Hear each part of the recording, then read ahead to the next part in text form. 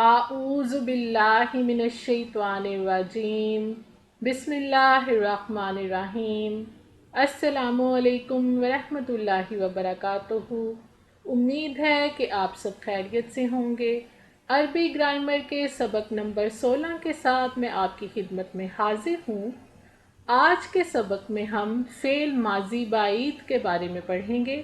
فعل ماضی بعید، فعل ماضی سے پہلے کانا کا اضافہ کرنے سے فعل ماضی کا ترجمہ ماضی بعید کا ہوگا، یعنی اس نے کیا تھا، اس نے مارا تھا وغیرہ۔ کانا ہر صیغے کے ساتھ ماضی کے وزن پر تبدیل ہوتا جائے گا۔ کانا فعلا، کانا فاعلا، کانا فعولا، صرف ماضی کے ان 3 اوزان کے شروع میں کانا آ جائے گا۔ فعل ماضی بعید کو سمجھنے کے لیے کچھ مثالیں دیکھتے ہیں۔ کانا کاتبا، اس ایک مذکر نے لکھا تھا۔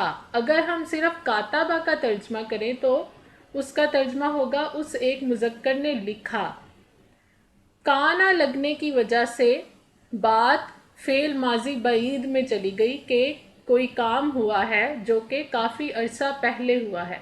کانا کاتبا، اس ایک مذکر نے لکھا تھا۔ کانا سامعا، اس ایک مذکر نے سنا تھا۔ کانا ناصرا، اس ایک مذکر نے مدد کی تھی۔ کانا حامدہ، اس ایک مذکر نے حمد کی تھی۔ اسی طرح کچھ اور مثالیں دیکھتے ہیں۔ کانت نصرت، اس ایک مؤنث نے مدد کی تھی۔ جیسا کہ ابھی میں نے آپ کو بتایا کہ جیسے جیسے فعل ماضی کا صیغہ بدلتا جائے گا، کانا کی گردان بھی فعل ماضی کے زیر اثر بدلتی جائے گی۔ کانو نصرو، ان سب مذکر نے مدد کی تھی۔ کانو ضربو، ان سب مذکر نے مارا تھا۔ کننا حمدنا، ان سب مؤنث نے حمد کی تھی۔ اب ہم ضربا کے ساتھ فعل ماضی بعید کی گردان دیکھیں گے۔ کانا ضربا، اس ایک مذکر نے مارا تھا۔ کانا ضربا، ان 2 مذکر نے مارا تھا۔ کانو ضربو، ان سب مذکر نے مارا تھا۔